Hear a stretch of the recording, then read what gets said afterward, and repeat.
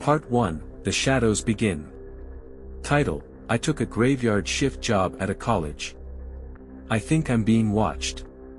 Hey Reddit. This is my first time posting here, but I need to get something off my chest. I don't know if I'm going crazy, sleep deprived, or if something truly unnatural is happening to me.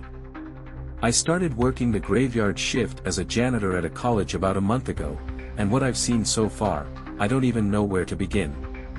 Let me back up. My name's Chad, and I'm not exactly what you'd call ambitious.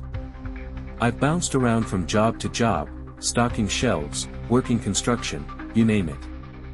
I landed this gig because, frankly, the pay's decent, and I don't have to deal with anyone.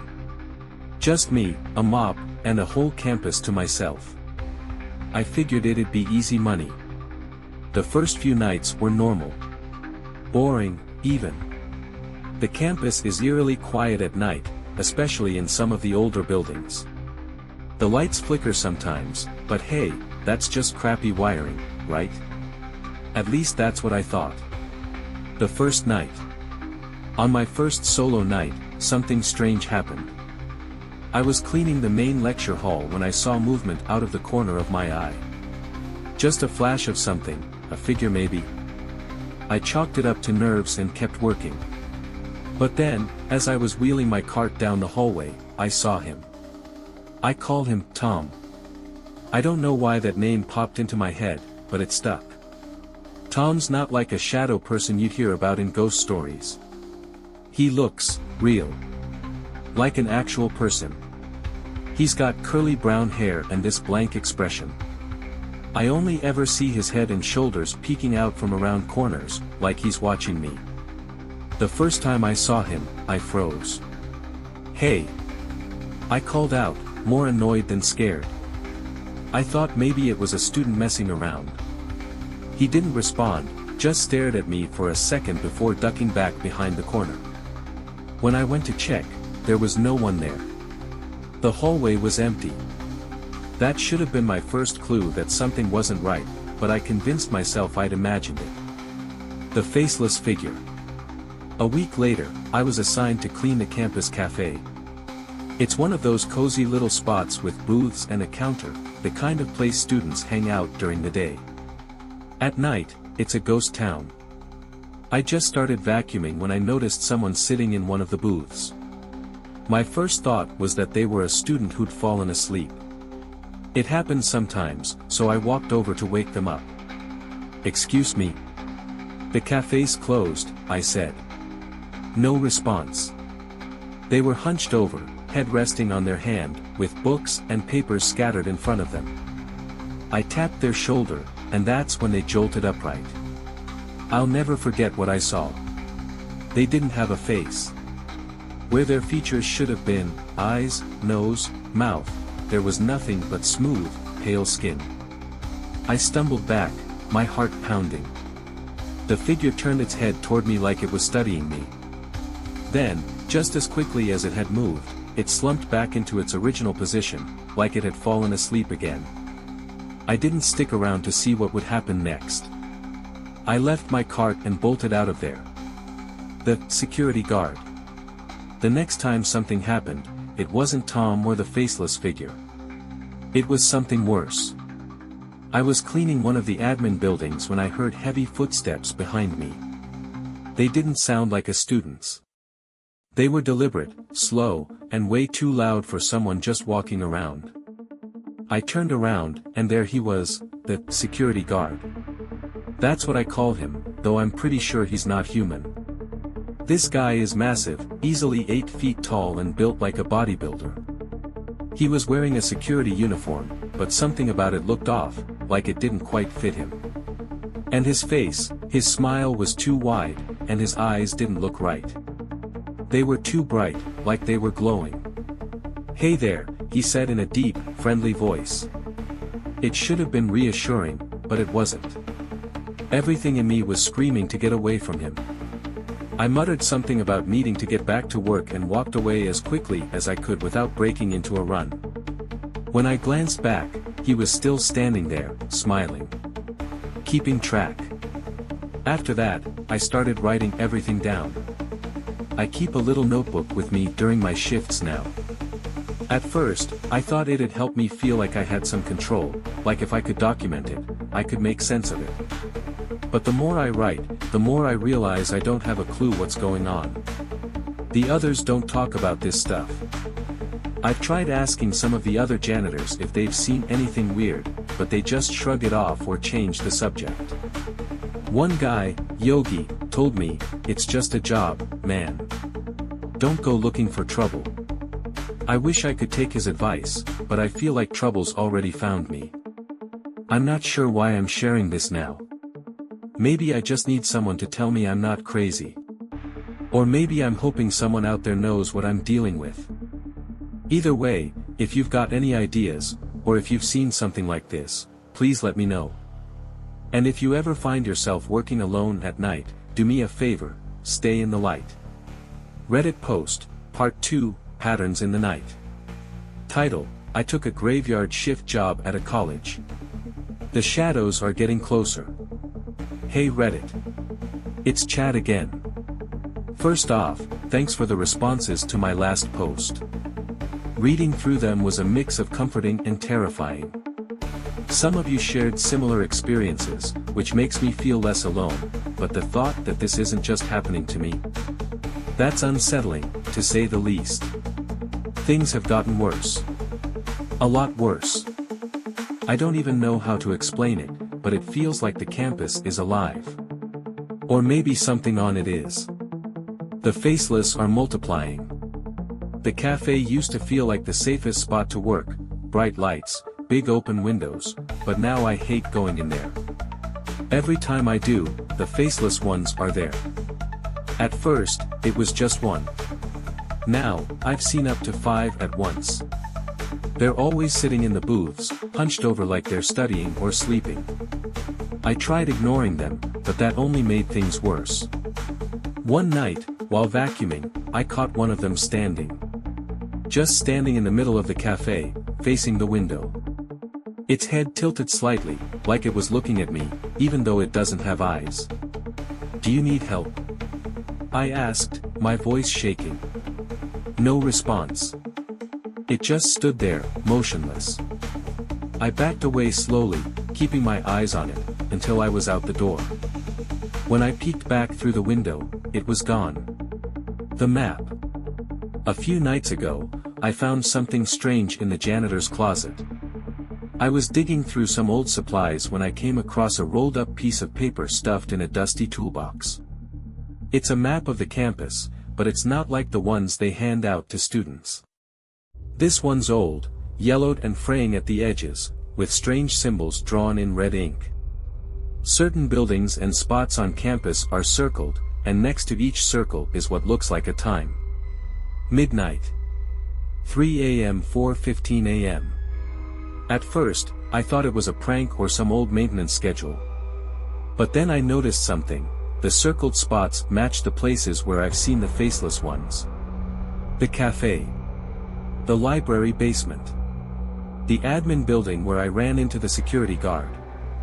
I started taking the map with me during my shifts, checking the marked locations. I don't know what I was expecting to find, maybe nothing, maybe some kind of answer, but what I found only raised more questions. The library basement. One of the marked spots is in the basement of the library. It's a creepy place to begin with, dimly lit, cold, and filled with rows of old, dust-covered books that look like they haven't been touched in decades. I was cleaning down there when I noticed a door I'd never seen before. It was made of heavy wood, with intricate carvings that didn't look like they belonged on a college campus. Swirling patterns and symbols that made my head hurt just looking at them. As I stood there, staring at the door, I heard something faint on the other side. A whisper. No, not one whisper, many. They were soft, but insistent, like they were calling to me. I don't know how long I stood there, frozen.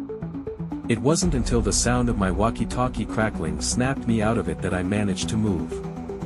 I didn't dare open the door. I didn't even finish cleaning.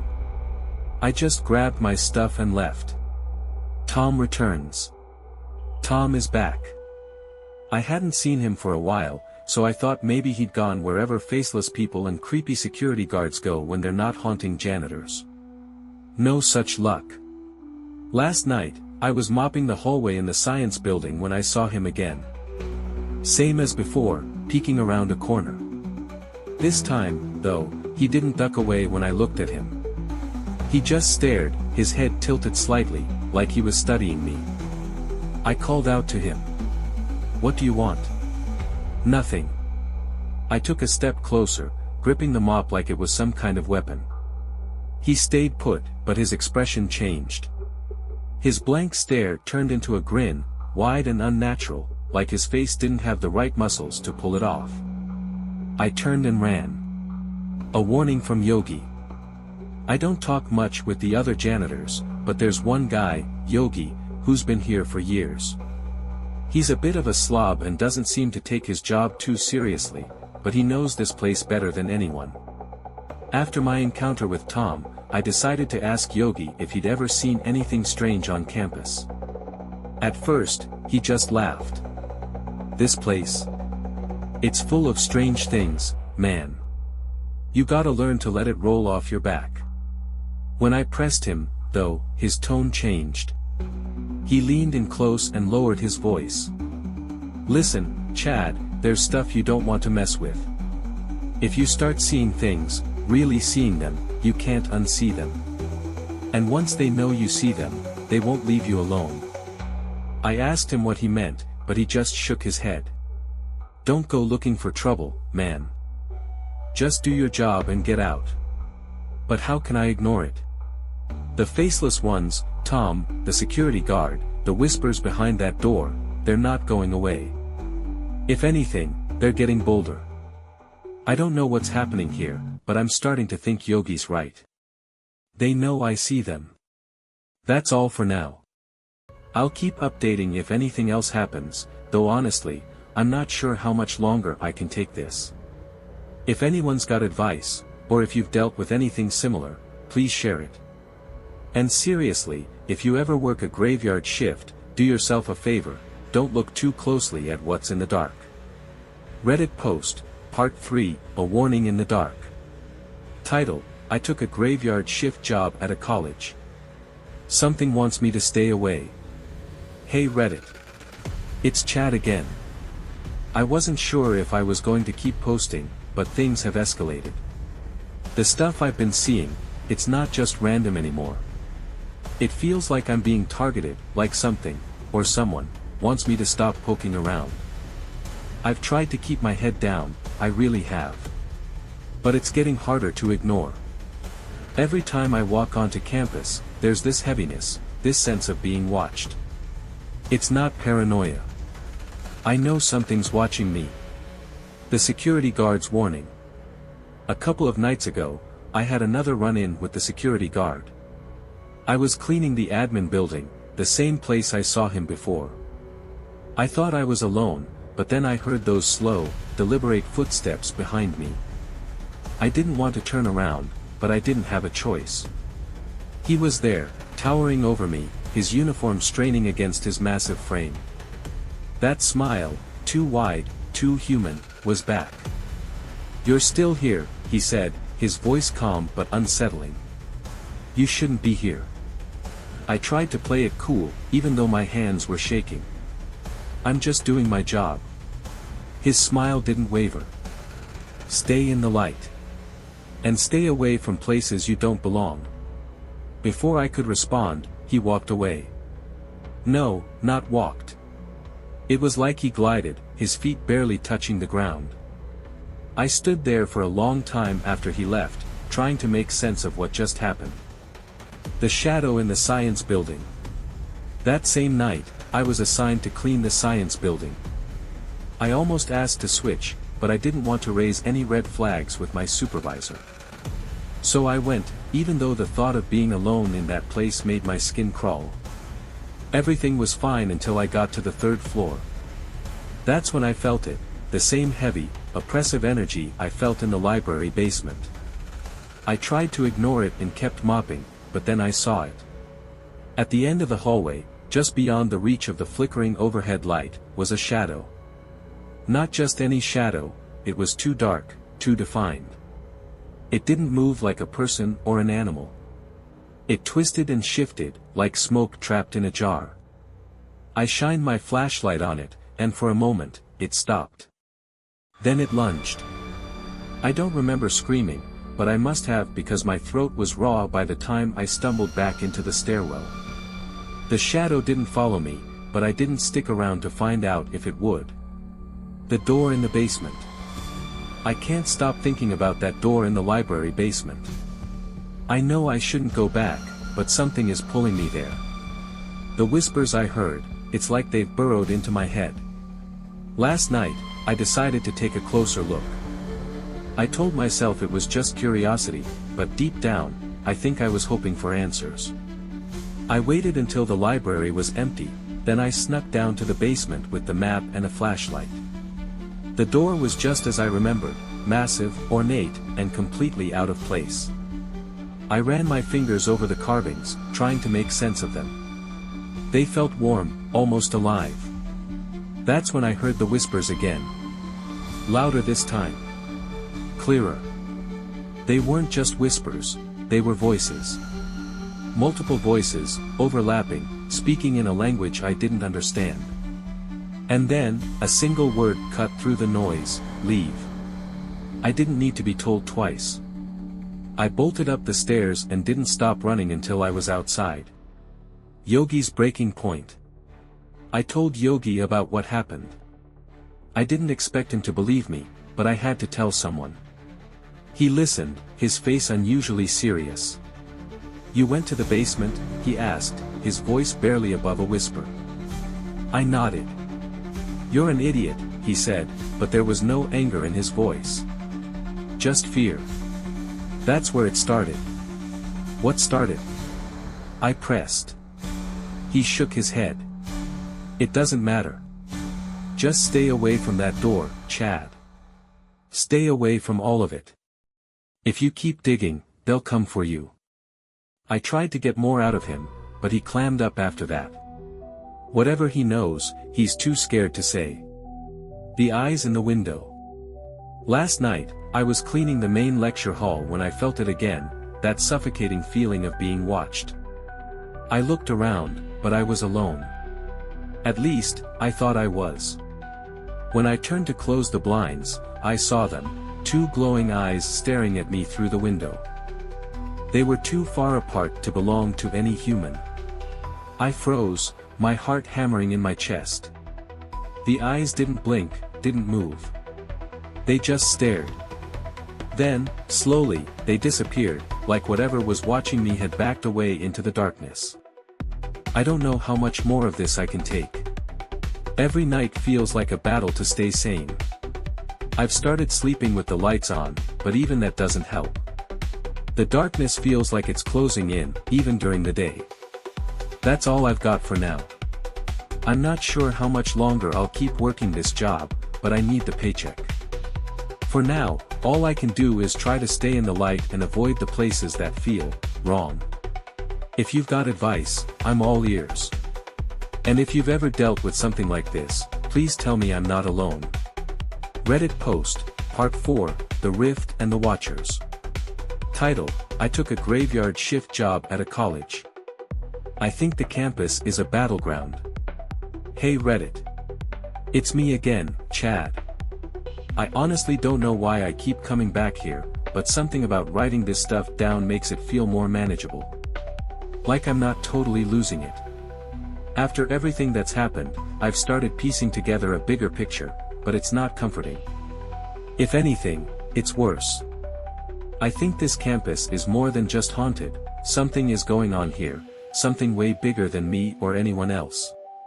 Yogi's cryptic warnings. I tried talking to Yogi again, hoping to get him to open up about what he knows. He wouldn't tell me much, but he did drop a few clues that stuck with me. You think it's just ghosts, huh? He said, shaking his head.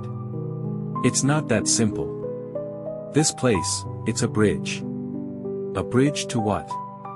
I asked.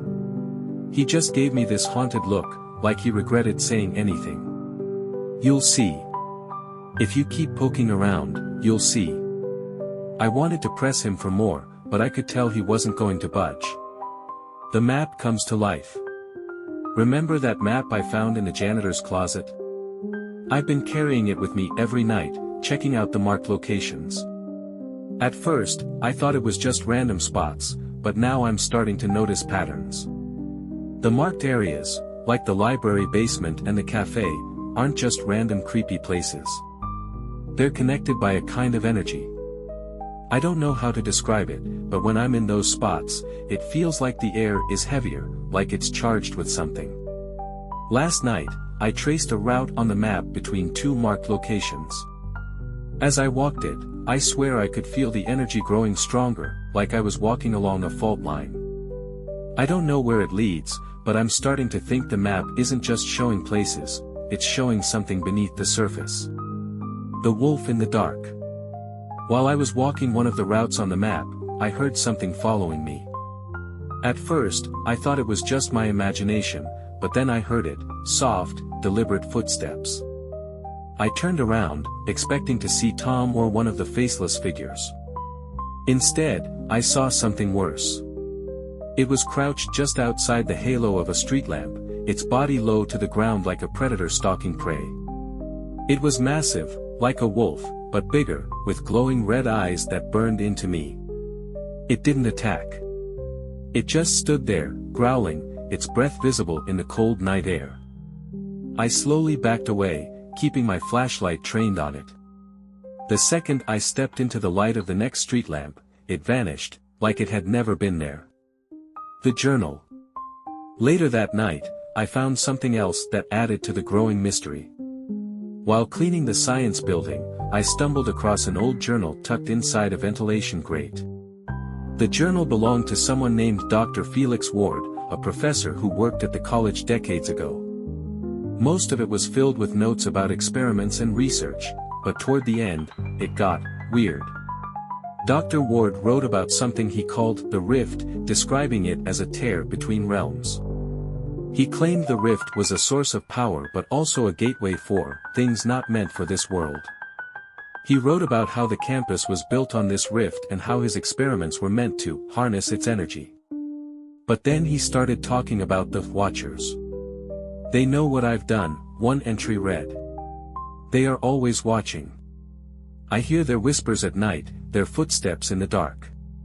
The rift is waking, and they will come for me." The final entry was scrawled in frantic handwriting: "The rift cannot be closed. It will consume us all. The Watchers reveal themselves." I didn't sleep after finding that journal. How could I? I spent the rest of the night reading and rereading those entries, trying to make sense of it all. The next night, I went back to the library basement. I know, stupid move, but I had to see if the door was connected to Dr. Ward's journal. The door was the same as before, carved with symbols, radiating that strange warmth. I didn't hear whispers this time, but I felt something. And then, I saw them. The faceless ones were there, standing in the shadows at the edge of the basement. There were 5 of them, maybe 6, just watching me. They didn't move, didn't make a sound. But I could feel their intent, like they were waiting for something. For a long moment, I just stood there, frozen. Then, without thinking, I whispered, "What do you want?" One of them stepped forward. Its movement was slow and deliberate, like it was testing me. And then, it spoke. Its voice was a guttural whisper, like wind through dead leaves. "You do not belong." I didn't stick around to see what happened next. I ran. I don't know what to do, Reddit. I feel like I'm in way over my head. This isn't just a haunting. This is something bigger, something ancient. Yogi says I should stop looking, but how can I? Every time I try to ignore it, it finds me anyway. If you've got any advice, or if you've heard of anything like this, please let me know. I'm not sure how much longer I can keep this up. Reddit post, Part 5, Uncovering the Past. Title: I took a graveyard shift job at a college. I found proof of something terrifying. Hey Reddit. It's Chad again. I know I've said this before, but things are getting worse. The strange occurrences, the faceless ones, the warnings, they all feel like they're building towards something, like a storm gathering on the horizon. Last night, I found something that feels like a piece of the puzzle. It doesn't make me feel better, though. If anything, it makes me feel like I'm in even more danger. The archive below. I couldn't stop thinking about Dr. Ward's journal and his mentions of the rift. He'd written that the rift's secrets were buried on campus, so I started searching. That's how I found the archive. The entrance wasn't easy to find. I only noticed it because my flashlight flickered, revealing a hidden door in the back of the library basement. It was small and unassuming, blending into the wall. Inside, it was like stepping into another world. The archive was cramped and filled with old, crumbling files and books. Everything was covered in a thick layer of dust, like no one had been there in decades. I found folders labeled with dates stretching back to the 1940s. Most of them were mundane, financial records, enrollment statistics. But then I found the file labeled Incident Reports. The more I read, the colder I felt. The missing janitors. The incident reports detailed strange disappearances on campus, all tied to the rift. Most of the victims were staff, security guards, janitors, maintenance workers. People who worked the night shift. One report from 1978 described a janitor who claimed to see shadowy figures and hear voices in the science building. He told his supervisor he felt like he was being watched. 2 nights later, he disappeared. Another report from 1991 mentioned a security guard who was found wandering campus in a daze. He couldn't speak and didn't respond to questions. He just kept mumbling the same phrase over and over, "It's waking." There were dozens of reports like this, all eerily similar to what I've been experiencing. The rift's effect. The most disturbing file I found was a transcript of an interview with Dr. Ward himself. It was dated shortly before he disappeared. In the transcript, Dr. Ward described how the rift wasn't just a tear between realms, it was alive. He claimed it could influence people, drawing them closer to it like a predator luring prey. It feeds on fear, he said. It knows our weaknesses. It uses them against us. I don't know why this hit me so hard, but it did. Maybe because it explained the feelings I've been having, the paranoia, the dread, the sense of being watched. It's not just in my head. The faceless ones grow bolder. On my way out of the archive, I ran into them again. The faceless ones. They were waiting for me in the basement hallway, lined up against the walls like sentries. There were more of them than ever before, at least 10. They didn't move, didn't make a sound. But I felt their intent, like they were daring me to make a move. I clutched the folder of documents tighter and forced myself to walk past them. My legs felt like jelly, and my heart was pounding so loud I was sure they could hear it. As I passed the last one, it turned its head toward me. "You shouldn't have looked," it whispered. I don't even remember leaving the basement. The next thing I knew, I was outside, gasping for air. A growing rift. I don't think the rift is stable. Over the past week, the strange phenomena on campus have gotten worse. Lights flicker constantly, and the air feels heavy, almost suffocating. One night, I swear I saw time glitch. I was walking across the quad when everything around me froze. The wind stopped. The trees stopped swaying. Even the clouds in the sky stopped moving. It only lasted a few seconds, but it felt like an eternity. I'm starting to think that whatever's on the other side of the rift is trying to come through. Dar. Ward's journal mentioned that the rift couldn't be closed once it was opened, but it could be stabilized. He wrote about a seal, but I haven't found any details about what it is or where to find it. I feel like I'm in over my head. Yogi keeps telling me to let it go, but how can I? I've seen too much. If anyone knows anything about how to deal with something like this, please tell me. I don't know how much longer I can keep this up. Reddit post, Part 6, Isolation and Betrayal. Title, I took a graveyard shift job at a college. Someone is working against me. Hey Reddit. It's Chad again. I'm sorry if this post is all over the place. I'm exhausted, scared, and honestly, I don't know who I can trust anymore. I've kept quiet about the things I've seen, except for Yogi, and you guys, of course, but I think someone knows what I've been up to. Things have taken a turn, and not just with the creatures. Now it feels like there are people, real, flesh and blood people, trying to stop me. The feeling of being watched. I've talked about how I've felt watched since I started working this job, but lately, it's been different. It's not just the faceless ones or Tom or the security guard anymore. It started with little things. I'd leave my cleaning supplies in one room and find them in another. My notebook, where I've been documenting everything, went missing for a whole night before showing up on the desk in the janitor's office. At first, I thought I was just being paranoid. Maybe I'd misplaced things without realizing it. But then I found a note in my locker. It was a single piece of paper, folded in half. Inside, someone had scrawled 4 words, "Stop before it's too late." The handwriting was jagged, like whoever wrote it was in a hurry or panicking. I showed it to Yogi, hoping he might have an answer, but he just shook his head and muttered something about people messing where they shouldn't. A coworker turns. A few nights ago, I had a confrontation with another janitor. His name's Frank, and I haven't talked much about him because, well, there wasn't much to say. He's been working here for a while but mostly keeps to himself. That night, I was cleaning the science building when Frank showed up. I thought it was weird because we're usually assigned to different areas, but I didn't think too much of it. "Hey, Chad," he said, his voice calm but off. "You've been pretty busy lately, huh?" I shrugged, trying to keep things casual. "Just doing my job." He stepped closer, his eyes narrowing. "You're poking around in things you don't understand." I froze.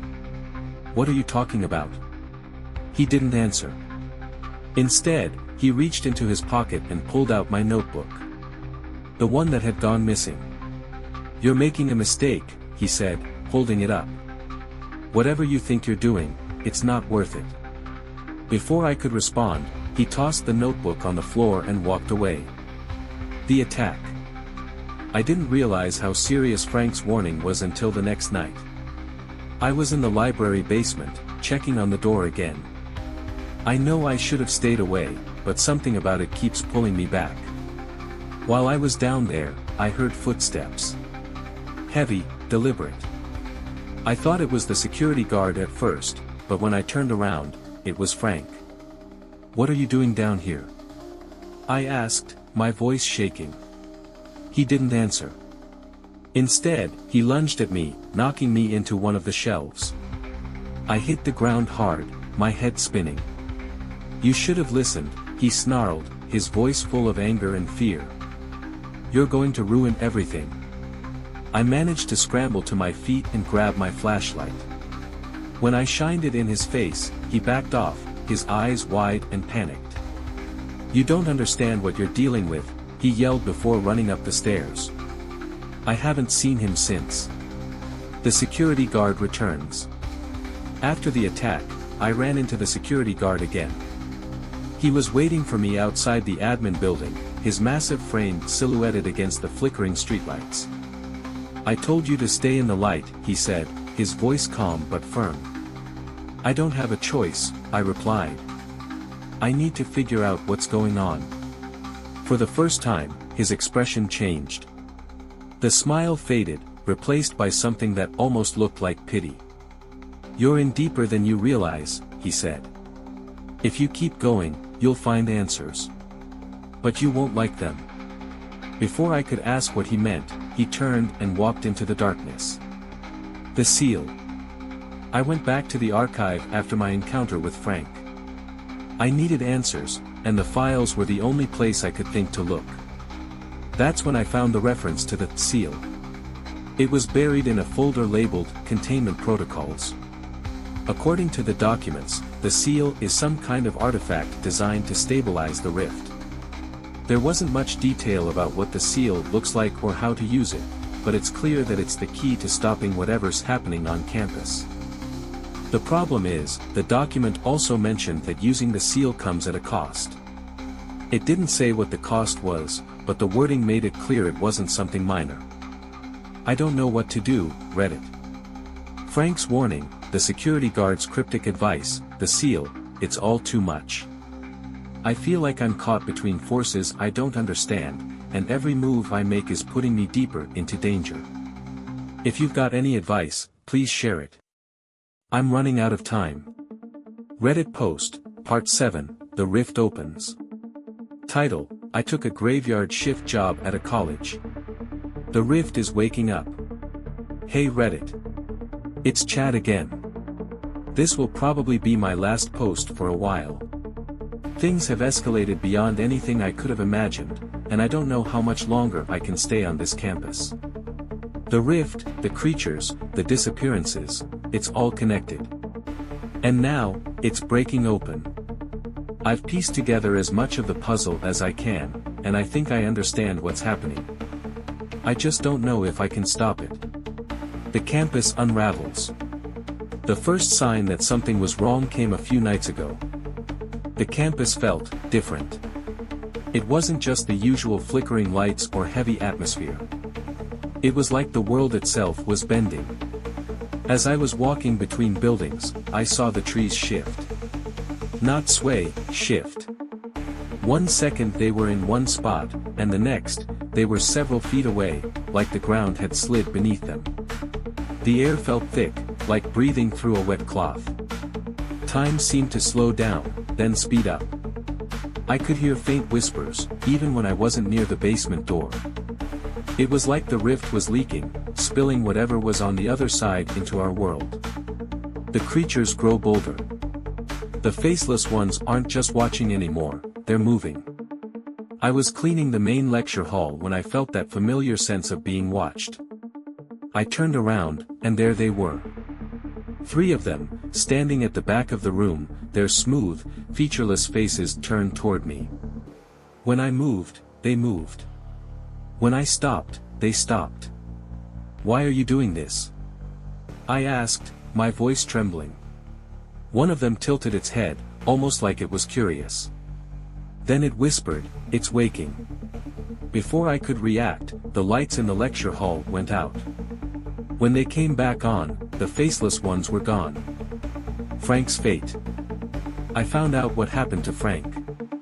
After our confrontation in the library basement, he disappeared. I thought maybe he'd skipped town, but then I heard a rumor from Yogi. Security found him in the admin building, Yogi said. He was just sitting there, mumbling to himself.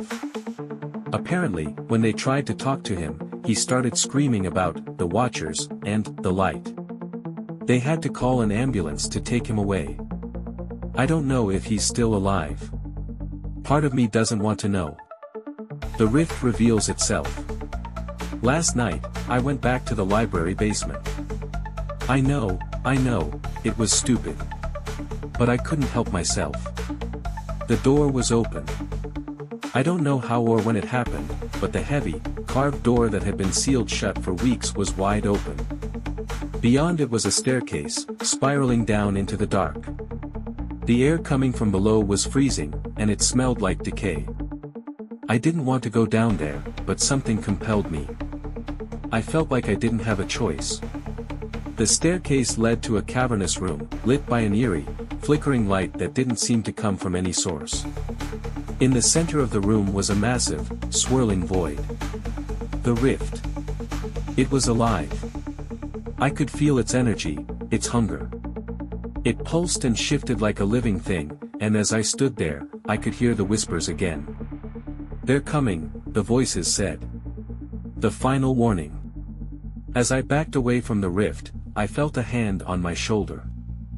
I spun around, expecting to see one of the faceless ones or the security guard. It was Yogi. "You shouldn't have come here," he said, his voice trembling. "What is this?" I asked, gesturing toward the rift. "It's the end," he replied. "Unless you stop it."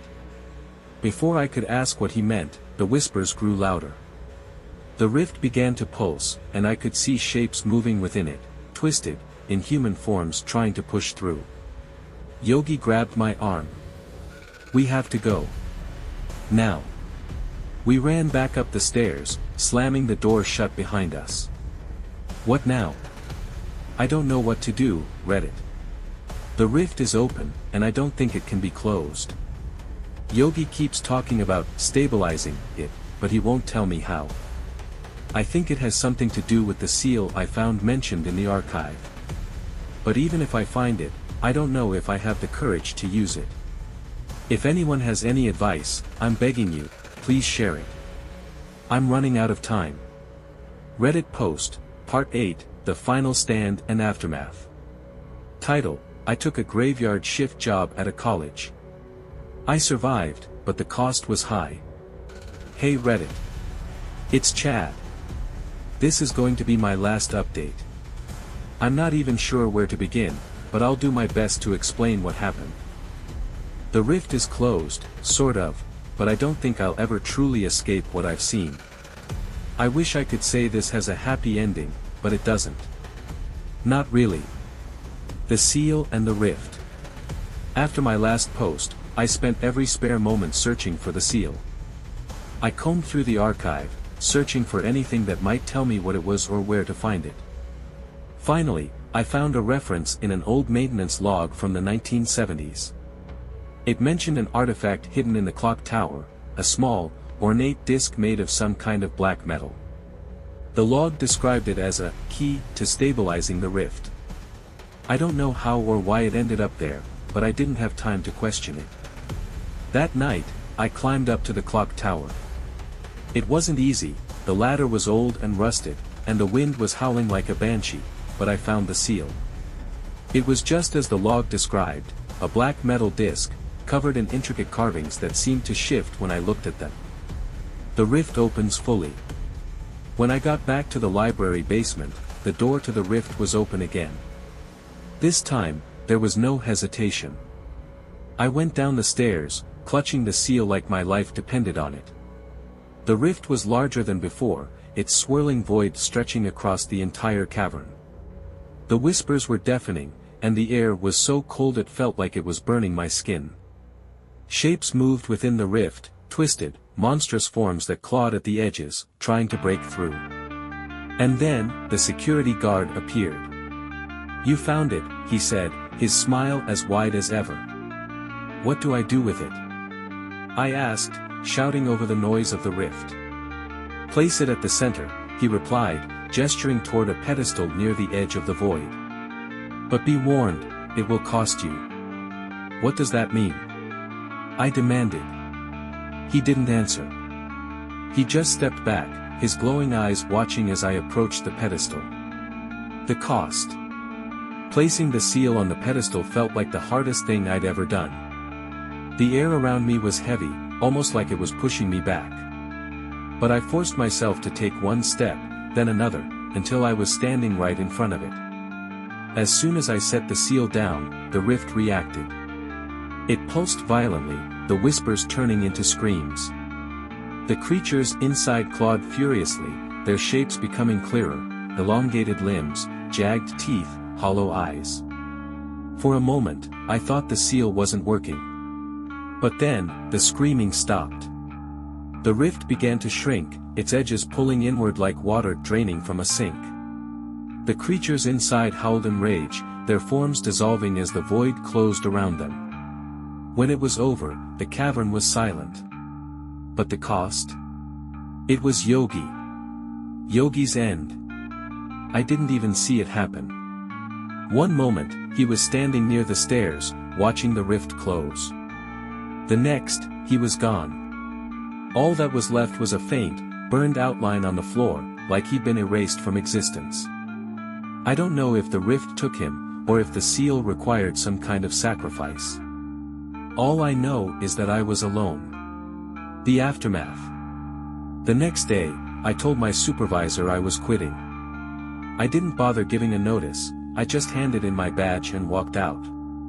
But before I left, I went to the admin building to collect my things. That's when I found Yogi. He was in one of the offices, hanging from a belt tied to the ceiling.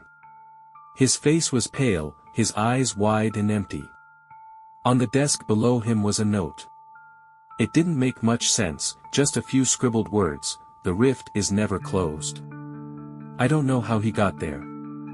I don't know if it was really Yogi, or if it was something else. I packed my stuff and left. Starting over. I've moved to a new state, far away from that campus. I found a new job, day shifts only, but I'm still haunted by what I saw. I can't sleep without the lights on.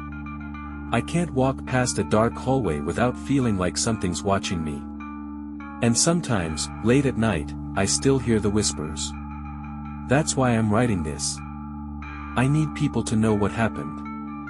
Maybe it'll help me make sense of it, or maybe it'll just serve as a warning. If you ever find yourself working a night shift, do yourself a favor, stay in the light. And if you see a door that doesn't belong, don't open it. Chad. Thank you for watching this story to the end. Subscribe to our channel to stay up to date with new stories.